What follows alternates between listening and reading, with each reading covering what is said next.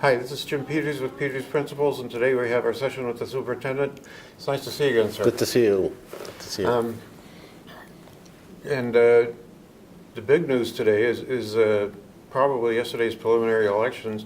So I just wanted to ask you what you see as going forward from that. I don't know. I think I'm not an expert in politics, definitely, or let alone Lowell elections. But I see good people.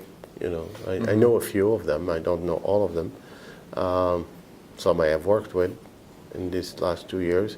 So it's good to see those names. And in terms of the political question of the high school, I mean, it's clear that at least the voters yesterday spoke in favor of anybody who's in downtown, Lowell High School being downtown. That's my feeling. And as you read the news and you talk to people, that it seems to be that way. So I don't know really much about the Lowell elections in the past to know is usually this preliminary run indicative. Yes, usually people stay pretty much where they ended up in the preliminary. Yeah. And unfortunately, we didn't have a preliminary for the school committee, so we can't tell where people are lined up. But but it's usually the same voters, so right. And I think that the issue of the high school placement will continue to dominate the election. So. Well, I hope that the electors of Lowell. They look at that, obviously, that's their right to do so, but they also look at other things as well, because on both sides of the issue, there are some really good people. To my way of thinking, the most important thing that's coming up on your plate is the new curriculum for the high school, a new curriculum for the high school, to match what I'm hoping will be the new downtown building. Right. It's probably more of a delivery of the curriculum and for that we have obviously a few years to go. So they have a few years to develop to it and adapt on how to do that, and do some PD in turn for our own teachers to adapt to that. I guess this is a straightforward question, but it's kind of presumptuous. But how does it look for a new high school in the downtown? Does it look like it might happen? Oh my goodness, I don't know. It's hard for me to predict, because there are so many other variables. There is the variable, first of all, what is happening with the court, the courthouse? The judge decision. Oh, that decision. On that decision, that will be indicative of who really has a say, and whether the school committee has that kind of a say or not. We don't know as well what the new school committee. In the new school committee, you already have practically 3 seats, right? Right. And so we don't know who's going to be on the school committee, and then you have the bonding issue, and then you have the referendum issue question coming up. So there are quite a few other issues that have to be looked at before one can really draw any final conclusion. I don't know. I just saw it as a strong testament for the high school being downtown. Sure. I mean, you can't deny that. That cannot be denied. The voters yesterday spoke quite loudly that this is what they're leaning to. But I meant, and that's for the city council. Right. So one would assume that the same trend will go toward the school, because it's the same voters. And one would assume, just mathematically speaking, that you have these voters who voted yesterday are most likely all going to come out, and more, obviously, sometimes. And I think when you look at the numbers of who came out, and you look at the math and the calculus behind it, it's going to take a lot of numbers coming up new to reverse the course. But the school committee is much smaller. It's only 6 candidates out of 9. Right. And things can be different, even in such an environment, I don't know. And that, being the school committee, could potentially be different in their opinion, and it also might affect, the vote will affect that obviously, but the judge's decision will affect that. I feel like it depends when the judge's decision comes out too. If it comes out Right. before the vote, that might or may not influence who's coming out to vote. It might. I don't see the vote changing that much. It was pretty strong yesterday. Yeah, the math was, the vote was pretty strong. It was what, a margin of 2-1, something like that? Yeah. Yeah, so that's what I said. I mean, it's all indication seems that it's going to stay the course. Right. But have I seen in my life where upsets? Yeah, I did. So, you Yeah. know. Well, I think of George Anthos, who lost by one vote to the current mayor, Ed Kennedy, Yeah. back in the 80s. And he still talks about that. Yeah. I lost by one vote. So things And can happen anytime. Yeah, that's true. But another time he came in 15th and then he came in 5th, and he couldn't figure out how that happened. Wow. Yeah. So you never know. You never know in politics. What are your broad hopes for the new school committee when you get them? Well, for any member, I wish them good luck, obviously. All the people running, that's commendable that they find time in their personal life to try to run for a public office like this. Certainly not the money that they're doing it. The money isn't that much for them to entice anybody to do the number of hours. So you got to commend all of them. Whether you agree with their politics or you don't, that's irrelevant.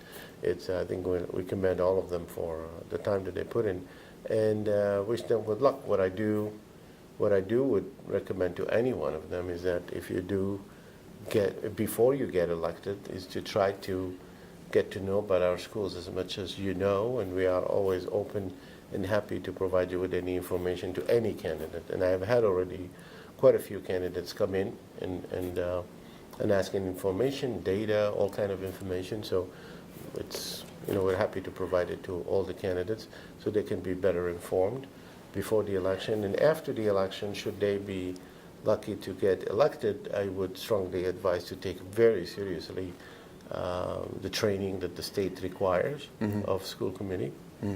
You have to be trained, and that really helps for them to know, because the common mistake in all school committees that I have ever worked with, and I see that through my colleagues, the common mistake is usually for a school committee member to assume that as a school committee member, as an individual, they have a lot of power and they have a lot of authority. They don't. The state law is very clear.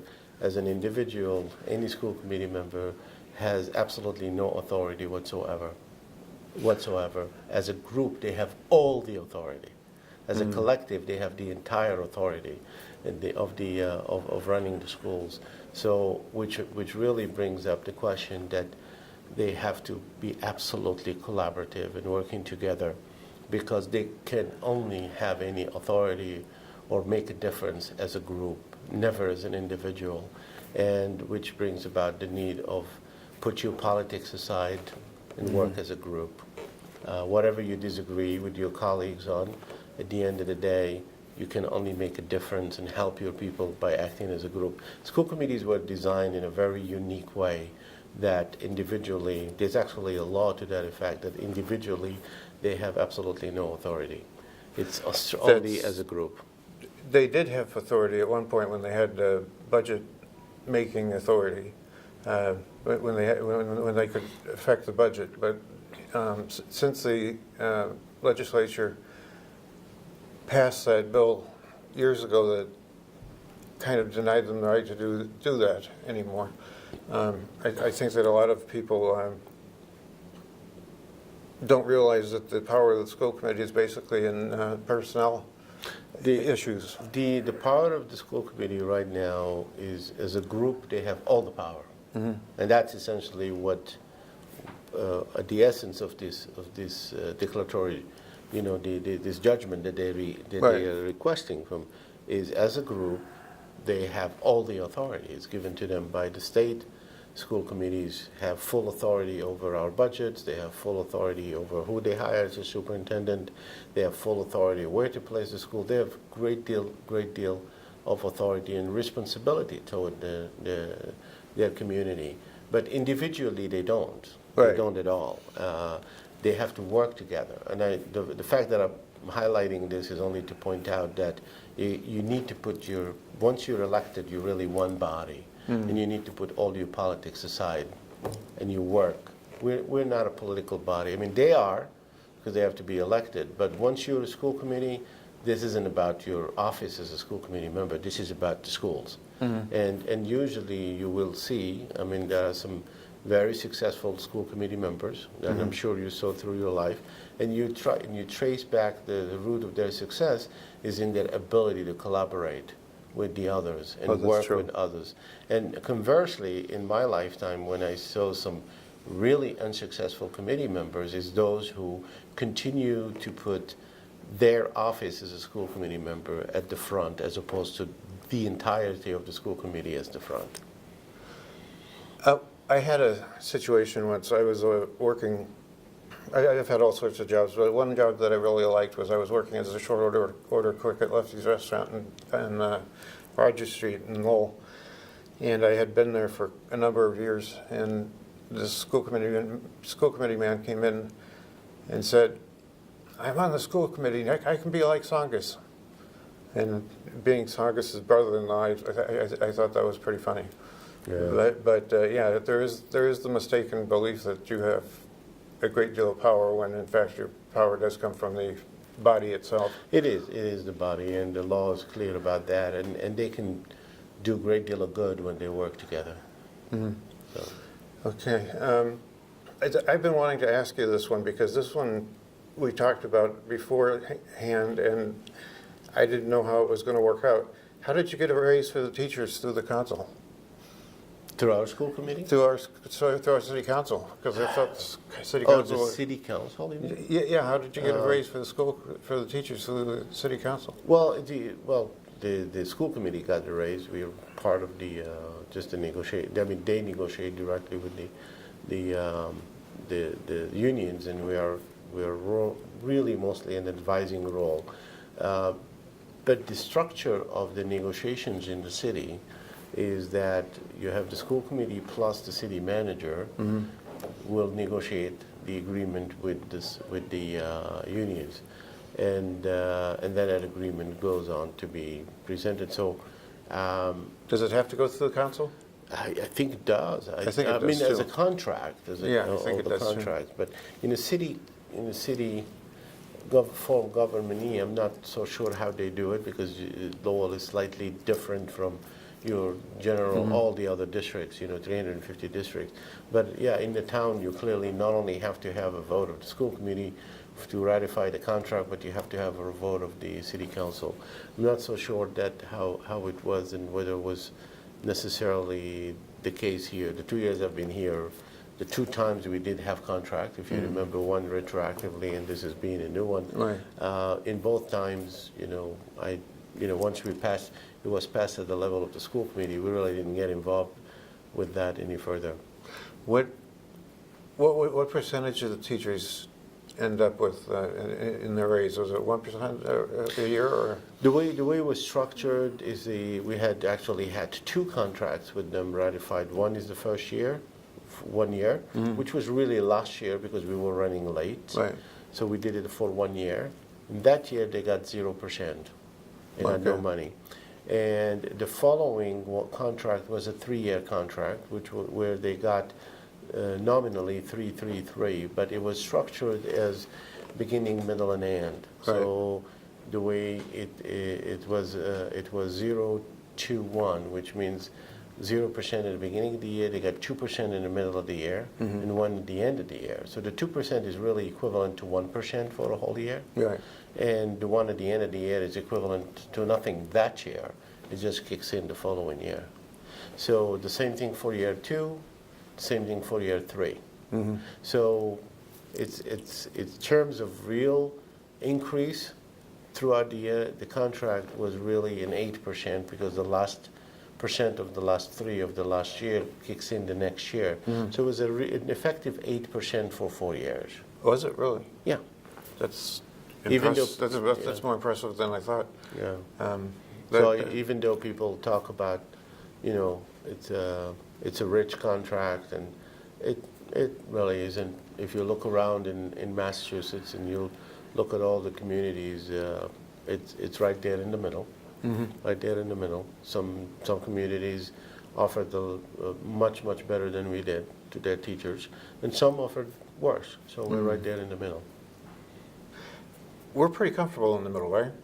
We're pretty comfortable. Our community is in the middle. We're doing the MCAS. We're in the middle. Is that right? MCAS, we're still not exactly where we want to be in the, some of our schools are definitely up there, and they're doing really well, and some of the schools are not. Overall, I think we're tilting slightly, we're tilting below the middle, and that's our struggle, is to bring it back to the middle, and hopefully from there on get a solid base at the middle so you can go forward and do better. Okay. I don't know if you've seen it, but there's a maintenance list of things that are supposed to be done in the school department, and it's 55 pages long, and it's legal size paper, and it just contains thing after thing after thing after thing that has to be done. And I'm wondering if we had followed that maintenance list with the 1983 building, would we still have the problems that we have with it?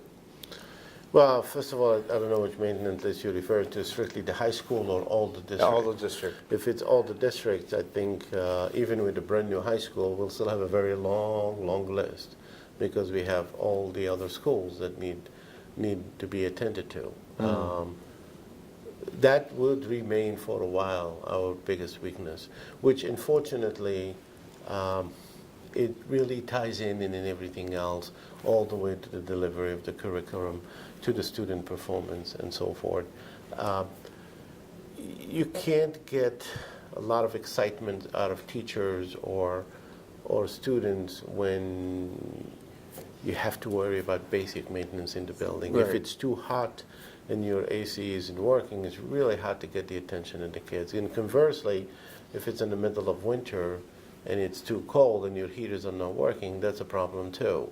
Or your heater works too much and you can't regulate it because we were dealing with old equipment. That's a nuisance too, because in the middle of, it's all stuffy and hot, and try to work with kids. So it's not something that should be taken lightly. It's not. It's something that is very, very serious. Some might think of it like, well, this is just light stuff, without you worrying me about paint, and it's really important. You're selling that product to the kids. The kids come in there, you're competing with their attention in the outside world, you're competing for their attention in various other ways.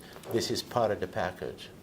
The teacher can't fight that alone. We have to be enabling them with good equipment, with good facilities, something that they can work with. So it's tough when your maintenance is not up there, and it's also, you look at Lowell, we have over 2,000 kids outside. Well, I'd love to find a way to try to bring some of these kids back to us from charter schools, from other schools, and facilities is a huge part of that. The facilities program, I would think, is one of your tougher. It is, particularly here in Lowell, because we don't own the facility.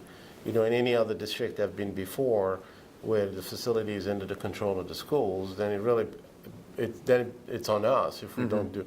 Like if I visit a school and I see something really, need to be attended immediately, particularly if it deals with the safety of the kids, I can place an order and say, do it now. I don't want to hear any of it. I want tomorrow morning. I want your concentration and focus on that school and fix it, because that's a safety issue. When you're in a renter, if you wish, in that sense, to use the analogy, all I can do is we keep asking, and that's, if you interview Mr. Rick Underwood, he'll tell you it's not for a lack of reporting. We are reporting every need Oh, that this arises. list is we're very, reporting. very Yeah. concise and very, So includes everything.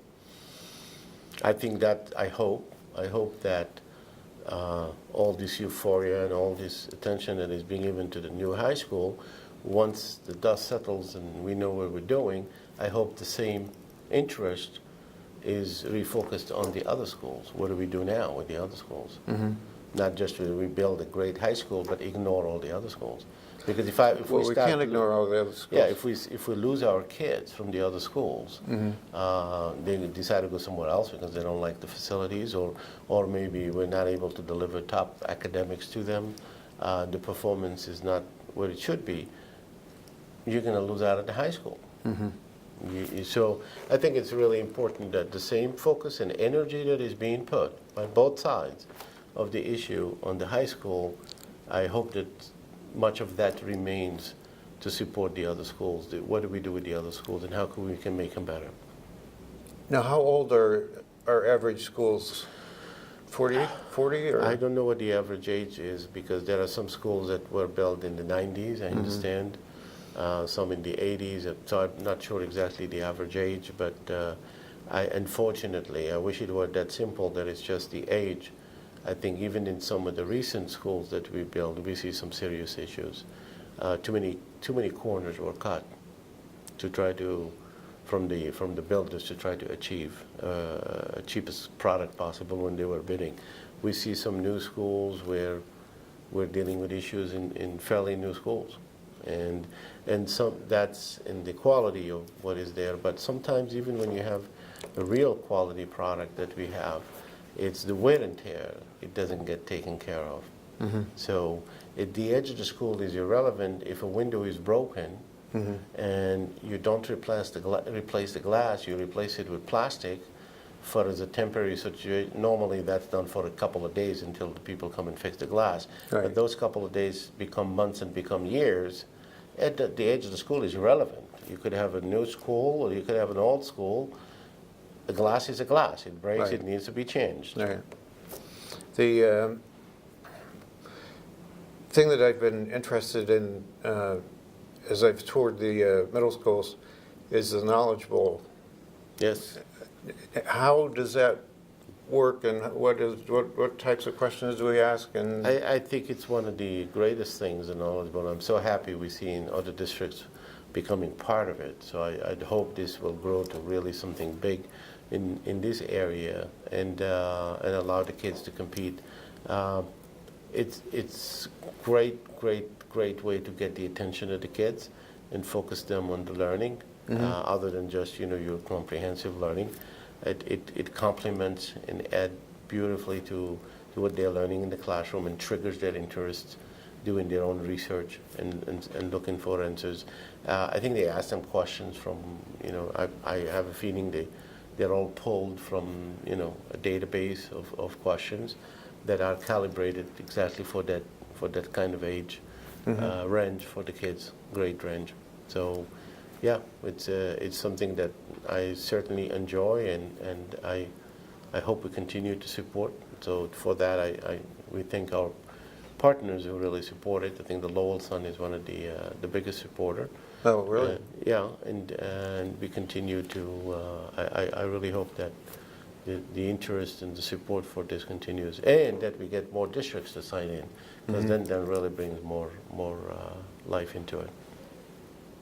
It's interesting. I don't know. I just look at it and I see that they're very prominent in their display of the trophies, whatever place they get. And so they should. They should be proud of them. Yeah. So they seem to be very proud of them, and I see some trophies for things like cross country. I see some trophies for things like football, and I see all sorts of trophies. But the Knowledge Bowl kind of just stuck with me because it just seems like such a good program, and I enjoy looking at those trophies the most. So. Yeah. Right. So, how's it been your first couple of years? Good. Busy. Real busy. Good. But I wish I could find more time. in the day, but it's you know, you wake up in the morning and you plan, oh, I'm going to do this, and I'm going to visit this school, and I'm going to do that, I'm going to visit, only to find out that your day is really not controlled by you, but it's controlled by the daily events of what happens, and you get called. That various happens all the different time, ways. doesn't All it? the time, all the time. It never misses. But it's a lot. It's a great job, because when you see the dedication of so many people for a common goal, which is to make sure that the young learn and be prepared. That's just so fulfilling. And then when you see that happens in front of your eyes, when you see the kids do learn and do benefit from it, then it all makes it worthwhile. Well, that's good. Well, thank you for giving us your 30 Thank you. minutes, and it's good to see you again. Thank you very much. And, It's a pleasure. We really appreciate these sessions, because I think they keep the people well informed about what's going on in the school system. So My pleasure. at some point in the future, I'd like to talk to you about the citywide parent council, Okay. which we're trying to start up again. And Chihi and I are Good. working on it, Good. and a few other things like that. Excellent. Okay. Excellent. All right. Thank you Thank you. very much.